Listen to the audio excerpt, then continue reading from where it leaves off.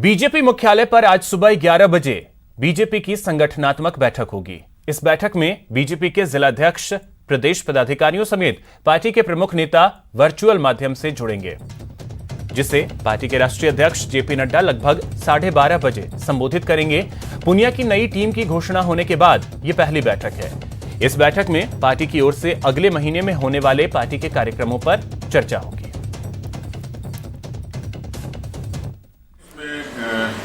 11 बजे लगभग हम असेंबल होंगे। उसमें जिलाध्यक्षों को जोड़ेंगे, प्रदेश के पदाधिकारियों को जोड़ेंगे, कुछ पार्टी के प्रमुख नेता वो जुड़ेंगे। 12 12:30 बजे के लगभग राष्ट्रीय अध्यक्ष जी का संबोधन होगा और एक पार्ट वर्चुअल होगा और दूसरा प्रदेश के पदाधिकारियों की बैठक ये फिजिकल होगी, जो राष्ट्रीय अध्यक्ष जी के संबोधन के बाद होगी। तो इस खबर पे अधिक जानकारी के साथ हमारे सहयोगी सुधीर शर्मा जुड़ गए हैं। सुधीर, आज जो बैठक होने वाली है, एजेंडा क्या रहने वाला है? सबसे बड़ा एजेंडा ये रहता है कि संगठन को किस तरह से मजबूत किया जाए। संगठन को मजबूत करने के अलावा प्रदेश में जो कांग्रेस की सरकार है उसको किन मुद्दों पर घेरा जा सकता है, उन मुद्दों पर चर्चा होगी। क्योंकि अभी कोरोना काल चल रहा है, तो कोरोना काल के इस दौर में किस तरह सरकार को घेर सकते हैं, तो सोशल मीडिया के प्लेटफॉर्म को किस तरह से इस्तेमाल कर सकते हैं, इन सब विषयों को लेकर चर्चा होगी। आप पूनिया की नई टीम की घोषणा होने के बाद भी अपने आप में पहली बैठक है, जो कि फिजिकल रूप से होगी, लेकिन वर्चुअल माध्यम से जिला अध्यक्ष जुड़ेंगे। इसके अलावा पार्टी के प्रमुख नेता जुड़ेंगे और राष्ट्रीय अध्यक्ष जेपी नड्डा लगभग 12:30 बजे इन सबको वर्चुअल माध्यम से संबोधित भी करेंगे और संगठन में एकजुटता लाने और सरकार को घेरने की रणनीति पर वो भी अपनी तरफ से कुछ बताएंगे। तो कुल मिलाकर इस बैठक को देखा जाए तो आगामी दिनों में किस तरह से प्रदेश में बीजेपी के संगठनात्मक तौर पर और जनता के हिसाब से क्या काम होगा और सरकार को किस तरह से घेरा जा सकता है, इन विषयों को लेकर आज इस बैठक में चिंतन होगा, मंथन होगा। जी बिल्कुल, बेहद अहम ये बैठक होने वाली है, क्योंकि पिछले 1-1.5 महीने में जो चीजें जिस तरीके से घटित हुई हैं सुधीर, उस चीज को लेकर के भी चर्चा होगी। भले ही मामला वो दूसरी पार्टी का रहा हो, लेकिन बीजेपी के अंदर भी बहुत सारी चीजें थी, इन चीजों को लेकर भी चर्चा होगी। आने वाले वक्त में निकाय चुनाव भी हैं, इसको भी ध्यान में रखा जाएगा। हाँ बिल्कुल, जब संगठनात्मक इश्यूज की बात आती है उसमें तमाम बातें आ जाती है कि क्यों नहीं अभी जिस तरह से प्रदेश की कांग्रेस की राजनीति में या राज्य सरकार की जो उसमें रही, बाड़ेबंदी में रही, उसके बाद बीजेपी तक भी उसकी आंच पहुंची और बीजेपी के भी जो 4 विधायक थे वो सदन छोड़ के चले गए थे। उन्होंने अपना स्पष्टीकरण तमाम बड़े नेताओं को भी दिया। तो एकजुट रखने के लिए, संगठन को मजबूत करने की दिशा में, और हो सकता है संभव भी यह है कि इसी हिसाब से राष्ट्रीय अध्यक्ष जेपी नड्डा को भी इसीलिए जोड़ा जा रहा है कि वो एकजुटता का मंत्र, कहीं पार्टी में कोई दरार, कोई गतिरोध ना हो, सबको एकजुट रखने का मंत्र दे, और शायद इसी वजह से उनको भी आज इस वर्चुअल माध्यम से जोड़ा जाएगा। जी चलिए, बहुत शुक्रिया सुधीर आपका इन तमाम जानकारियों के लिए। तो अब से कुछ देर बाद ये बैठक जो है वो शुरू होने वाली है और करीब 12:30 बजे जेपी नड्डा संबोधित करेंगे।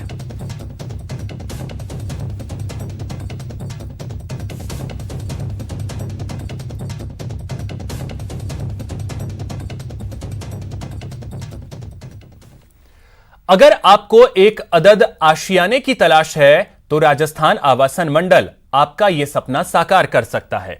मुख्यमंत्री अशोक गहलोत ने हाउसिंग बोर्ड की विभिन्न परियोजनाओं का शिलान्यास किया। आशियाने का सपना होगा साकार।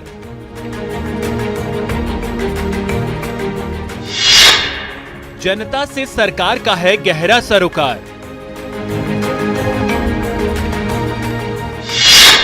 सीएम गहलोत का दिल से आभार। शनिवार का दिन बीते 1 साल से मुनाफे में चल रहे राजस्थान आवासन मंडल के लिए खास रहा।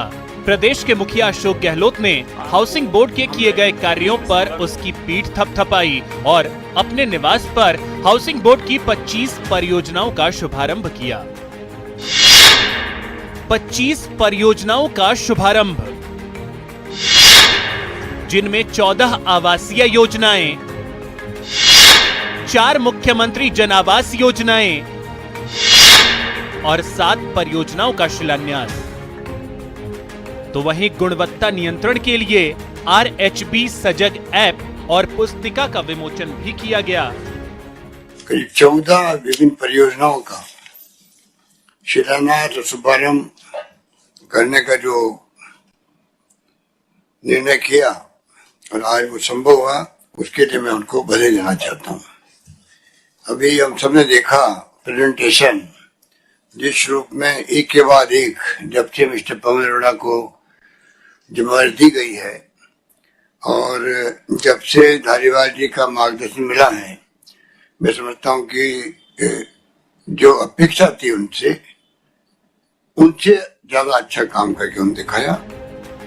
सीएम गहलोत ने पिछली बीजेपी सरकार पर हमला बोला। उन्होंने कहा कि पिछली सरकार ने बोर्ड को सफेद हाथी के रूप में लिया था, तभी राजस्थान हाउसिंग बोर्ड के बनाए 20,000 मकान बिना बिके ही रह गए। चैलेंज को स्वीकार करता हूं, तो मेरे ख्याल से कई संस्थाएं जो है, जो कई कारणों से तकलीफ आ जाती है, उनका भी कायाकल्प हो सकता है। अभी धारीवाल बार बार कह रहे थे कि किस प्रकार से पिछली गवर्नमेंट ने व्हाइट एलिफेंट के रूप में इसको समझा, किस रूप में इसको हाउसिंग बोर्ड बंद करने नौबत आने की बात आने लग गई। हम लोग उस वक्त में देखते थे मीडिया के अंदर, आलोचना भी करते थे और मेरी समझ के परे भी है। ये तो मुख्य सचिव जी को भी मालूम करेंगे कि 20,000 मकान बन जाए और ये बिना बिके हुए पड़े रहे, ये अपना भी जांच का विषय होना चाहिए।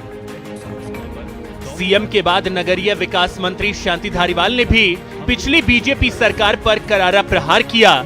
धारीवाल ने कहा कि 5 साल तक हाउसिंग बोर्ड के इंजीनियर और स्टाफ के पास कोई काम नहीं था और बीजेपी ने हाउसिंग बोर्ड को बंद करने का फैसला कर लिया था। बीजेपी की गवर्नमेंट तो इसको बंद करना चाहती थी, अपन क्या करें। मैंने कहा साहब मौका दें, उठाएंगे। ये भावना में जो मुख्यमंत्री जी की जो भावना थी, मैंने हाउसिंग बोर्ड की जनरल मीटिंग में, बोर्ड की मीटिंग में भी कहा, जनरल मीटिंग में कहा कि मुख्यमंत्री जी की भावना है कि किसी प्रकार से बात उठाओ, क्योंकि पिछले 5 साल तक हाउसिंग बोर्ड के इंजीनियर्स के पास और स्टाफ के पास कोई काम नहीं था, वो बिल्कुल खाली बैठे हुए थे। तो मैंने कहा सोते हुए आदमी को किस प्रकार से जगाओगे, लेकिन पवन जी ने और इन लोगों ने, भास्कर सावंत साहब ने पूरा कोऑपरेट करके और पूरा नेतृत्व दे करके और इस काम को अपने हाथ में लिया और आज न केवल हाउसिंग बोर्ड खड़ा हुआ है बल्कि दौड़ रहा है। कार्यक्रम के दौरान हाउसिंग बोर्ड ने किए गए कार्यों की जानकारी दी। तो इत्मीनान रखिए, सरकार को आपके सपनों की फिक्र है, इसलिए वो इसे सच करने में जुटी है। न्यूज़ 18 राजस्थान के लिए जयपुर से दीपक व्यास की रिपोर्ट। वहीं हाउसिंग बोर्ड की कई परियोजनाओं के शिलान्यास और शुभारंभ के दौरान जयपुर के मानसरोवर में विकसित किए जा रहे सिटी पार्क के लिए सीएम गहलोत और यूडीएच मंत्री शांति धारीवाल की ओर से सौंपे गए पौधों को लगाया गया। Housing board chairman Bhaskar Sawant और आयुक्त पवन अरोड़ा ने सीएम की ओर से सौंपे गए कल्प वृक्ष के जोड़े और मंत्री धारीवाल की ओर से दिए गए रुद्राक्ष के पौधों को प्रस्तावित सिटी पार्क में लगाया। इस दौरान बड़ी संख्या में बोर्ड के अधिकारी, कर्मचारी और अन्य लोगों ने भी पौधारोपण किया।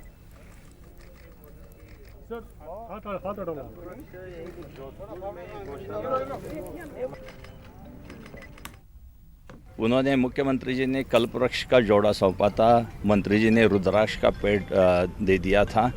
और मुख्य बात जो है, जिसके लिए हाउसिंग बोर्ड की टीम और उनके लीडर पवन जी बधाई के पात्र इसलिए है कि मुख्यमंत्री जी से लेकर एक मानसरोवर का आम व्यक्ति तक सारे ही लोगों को एक साथ जोड़ा गया। और अभी जो दृश्य आप देख रहे थे वो बहुत शानदार दृश्य था।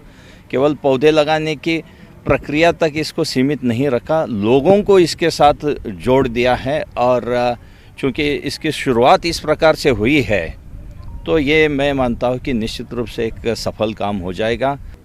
आज आवासन मंडल के लिए वास्तव में एक बड़ा दिन है। अभी दिन में हमने मुख्यमंत्री निवास पर माननीय मुख्यमंत्री जी के कर कमलों से 7 परियोजनाओं का शिलान्यास कराया है। 14 नई स्वतंत्र आवासों की आवासीय योजनाओं का लॉन्चिंग कराया है, शुभारंभ कराया है। ये छोटी योजनाएं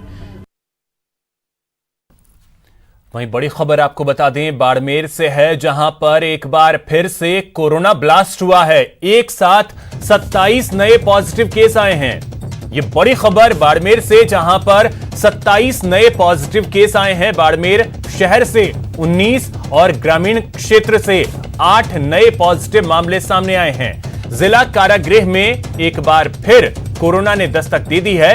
जिला कारागृह से 4 पॉजिटिव केस सामने आए हैं। सीएमएचओ कमलेश चौधरी ने इसकी जानकारी दी।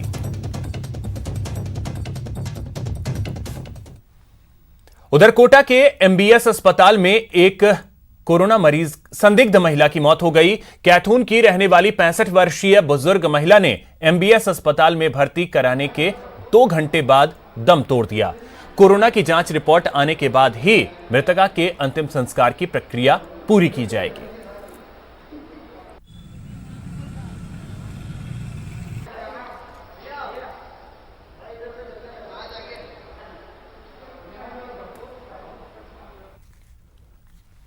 मरुधरा में कोरोना की रफ्तार बेलगाम होती जा रही है, जिसको देखते हुए प्रशासन भी अब सख्त हो गया है। कोरोना पर लगाम लगाने के लिए प्रशासन ने कुछ शहरों में फिर से लॉकडाउन लगा दिया है। इनमें बारां, नागौर और चित्तौड़गढ़ शामिल हैं। आपको बता दें कि बारां में प्रशासन ने 6 दिन का लॉकडाउन लगाया है। हालांकि इसका ऐलान प्रशासन की तरफ से पहले ही कर दिया गया था ताकि लोग तैयार रहें। यहां अब तक 425 मामले सामने आ चुके हैं। 20 लोगों की मौत हो चुकी है। नागौर में 2 दिन का लॉकडाउन लगाया गया है। दुकानें पूरी तरीके से बंद रहेंगी। 60 वार्डों में युद्ध स्तर पर स्क्रीनिंग का काम भी घर घर जाकर किया जा रहा है और लॉकडाउन का पालन नहीं करने पर चालान भी काटे जा रहे हैं। उधर चित्तौड़गढ़ में प्रशासन ने सख्ती दिखाते हुए 2 दिन का लॉकडाउन लगाया है और प्रशासन की तरफ से तमाम एहतियाती कदम उठाए जा रहे हैं।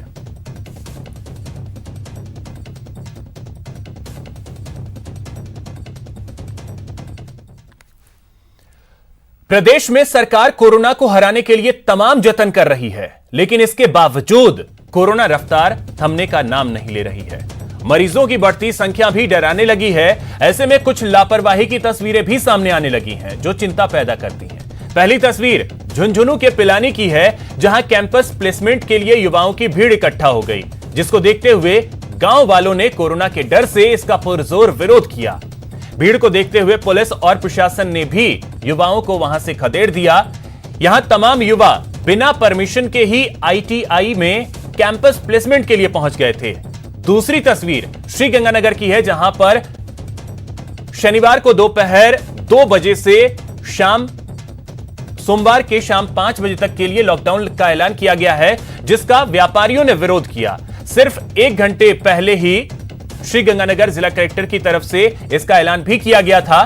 तीसरी तस्वीर दौसा की है, जहां सोशल डिस्टेंसिंग की जमकर धज्जियां उड़ती नजर आईं।